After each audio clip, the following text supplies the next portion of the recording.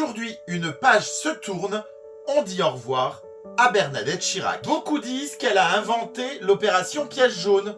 Non!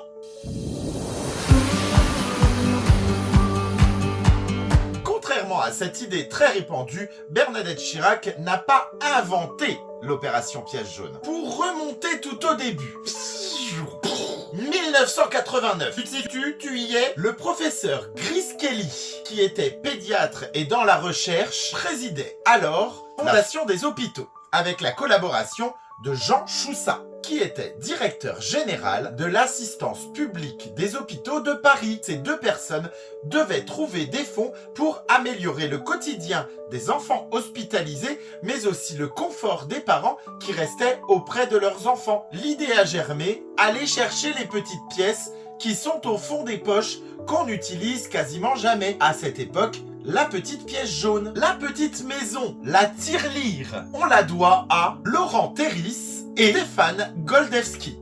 Ils ont tous deux travaillé sur le projet pour créer quelque chose de simple et que l'on pourrait distribuer absolument partout pour avoir une collecte très importante. Notre chère Bernadette reprendra la présidence en 1994. Soit 5 ans après le lancement. Mais on va lui reconnaître son sens des médias, avec l'imagination qu'elle a eue, le TGV des pièces jaunes, mais aussi l'idée de parrainer l'opération avec David Douillet ou Laurie, des personnalités qui publicitaient un petit peu cette opération.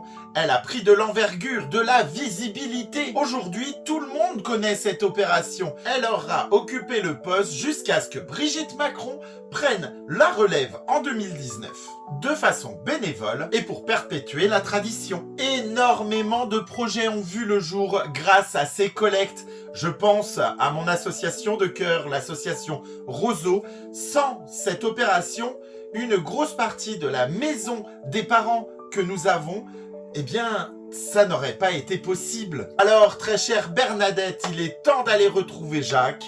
Un grand merci pour tout le temps que tu as donné, l'énergie, une preuve de solidarité sur du long terme, comme quoi, en étant ensemble, on peut faire de très grandes choses. Très chers explorateurs, à très bientôt.